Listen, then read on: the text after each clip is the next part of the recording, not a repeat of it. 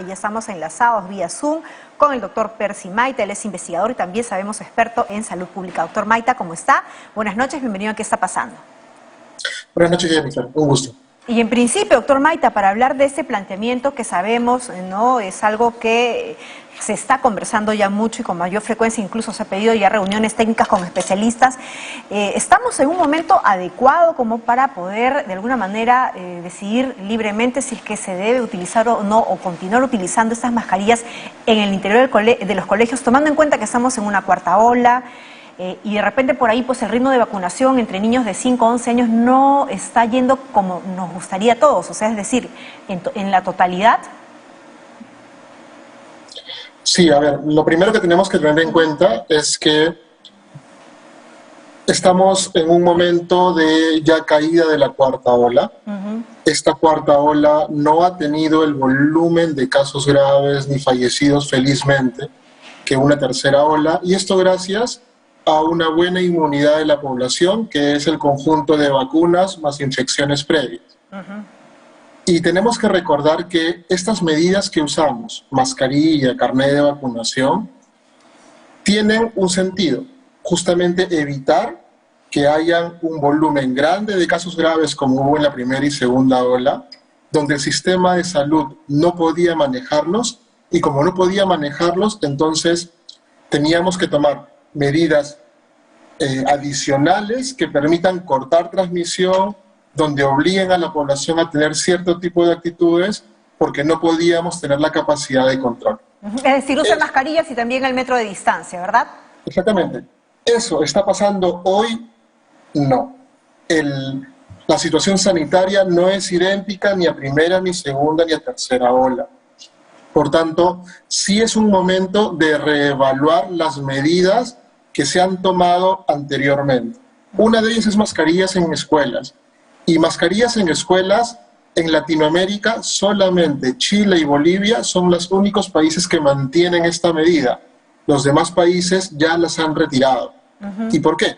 Sí. Porque si bien las mascarillas nos protegen cuando están bien usadas, el tema es qué otras condiciones pueden estar afectando las mascarillas. Doctor Maita, y en precisión a ello, tengo entendido que ahora ya no solamente es el tema eminentemente físico, es decir, la probabilidad de un contagio, tal y cual de repente, ¿no?, los padres de familia preveían o de repente cuidarían a sus hijos antes, ¿no?, en prepandemias con una gripe. Ahora el tema va mucho más profundo, el tema de la salud mental y el desarrollo social de las criaturas, ¿no?, utilizando estos barbijos, estas mascarillas.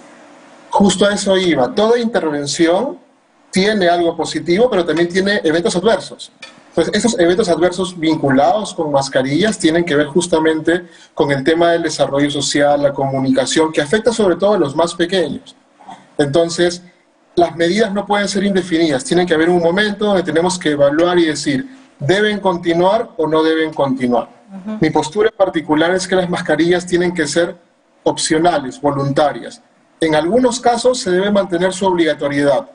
¿Dónde debería ser obligatorio todavía el uso de mascarillas? Uno, transporte público, porque es muy hacinado, poco ventilado, y sabemos cómo es el transporte público en el país. Y de hecho hay países donde todavía mantienen el uso de mascarilla en transporte público. Por ejemplo, Italia y Alemania lo han retirado de todas partes, pero el transporte público permanece. ¿Dónde más? En los establecimientos de salud, porque es justamente el espacio donde hay más riesgo de contagiarse de enfermedades respiratorias. Claro. ¿Quiénes más deben mantener el uso obligatorio de mascarilla? Aquellas personas que tienen síntomas respiratorios. ¿Por qué? Porque si tengo síntomas respiratorios puedo contagiar a los demás.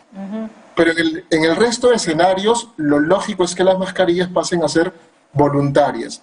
Aquellas personas que se sientan más seguras usando mascarillas, las podrán seguir usando. Aquellas que no, podrán retirárselas. Entonces volveríamos a lo que es un uso facultativo de las mascarillas, y tal vez de repente tomando en cuenta también que pueden haber personas con algún tipo de comorbilidad y que se sientan pues no mucho más cómodas y más protegidas utilizando la mascarilla. Sin duda alguna, y de hecho nosotros antes de la pandemia y cuando hemos tenido interacción con alguna persona que venía de Asia, pedía que usaban mascarillas. ¿Por qué? Porque ellos tuvieron 10 años atrás lo que fue el SARS-CoV-1 y pasaron un periodo de cuarentena más o menos más pequeño que el que hemos pasado ahora, pero muchas personas quedaron con la costumbre de usar mascarillas porque las mascarillas ayudan a reducir el contagio de enfermedades respiratorias. Doctor Maite, ¿qué dice la experiencia científica o la información que ya se está recogiendo en otros países a propósito del uso de las mascarillas en los niños más pequeñitos, aquellos que de repente incluso están aprendiendo a socializar, ¿no?, con sus pares, y que evidentemente esta situación de estar con la mascarilla no les permite ni siquiera de repente realizar sus actividades, ¿no?, como la educación física o el conversar o el jugar de manera normal, es decir, se cansan más rápido, se agitan porque están prácticamente, ¿no?, como que amordazadas con las mascarillas? ¿Hay información relevante que ya se ha recogido? En general, no se recomienda mascarillas en menores de 6 años. Ese es el primer punto. Tenemos que tener en cuenta que cuando se hicieron los estudios de, por ejemplo, contagios en el Perú, en la primera ola, se contagiaron tanto los niños como los adolescentes como los adultos, a pesar que los niños y adolescentes estaban todo el tiempo en casa porque no podían salir. Y el volumen de casos graves en población adolescente e infantil es muy, muy pequeña comparativamente con adultos mayores o con comorbilidades. Este riesgo es mucho menor aún con vacunas. Entonces, lo que sí tenemos que hacer es que las escuelas tienen que volverse en espacios de vacunación, no solamente para COVID, sino para todas las otras que no hemos avanzado lo suficiente por pandemia. Y esto ya se hacía. ¿Qué es lo que les recomiendo a los padres? Cuando les llegue el permiso para que vacunen a sus hijos en los colegios, fírmenlos. De esa forma sus hijos van a estar protegidos. Eso es súper importante. No solamente para COVID, sino para todas las otras enfermedades que todavía de repente no tengamos el esquema de vacunación completo. Si bien es cierto, ¿no?, usted lo acaba de decir, los casos de mortandad en niños pequeños, ¿no?, es mucho más baja tomando en cuenta, ¿no?, la población que ha perdido la vida por casos de COVID-19. Hay casos en los cuales ha habido niños que han perdido la vida lamentablemente por COVID, pero eso de alguna manera sería significativo o de repente podría reducirse si es que todos los niños tienen su esquema nacional de vacunación completa, no solamente COVID, sino el resto de enfermedades. De hecho, o sea, en el caso de niños particularmente algunos casos con comorbilidad los que tienen mayor riesgo y son obligatoriamente los que tienen que tener sus 3 dosis. Comorbilidades, claro que sí. Ahora, doctor, y entonces, ¿qué es lo que se está esperando? ¿Hay una reunión que se va a sostener? ¿Son distintos técnicos o especialistas técnicos de distintas instituciones que se van a reunir? ¿Eso es algo que se está evaluando aún? Lo primero es que el MINSA tiene que tener claros sus criterios. Hasta ahorita el MINSA solamente ha tenido criterios para retirar mascarillas en espacios abiertos. Nunca nos han socializado los criterios para retiro de mascarillas en espacios cerrados ni en escuelas. Entonces, allí hay un debe muy grande, porque esto es como que se ha quedado paralizado desde febrero de este año. No ha habido un cambio en la evaluación de cuánto retirar estas medidas que afectan las libertades. E insisto, estas medidas que afectan libertades tienen un momento, son de emergencia, y hoy la situación sanitaria no es la misma ni de la primera ni de la segunda ola. Por tanto, es momento que el MINSA reevalúe las restricciones de libertades que tenemos. ¿Por qué? Porque también otro tema importante es que si el Estado da mandatos que no se cumplen, estamos en un escenario continuo de desobediencia.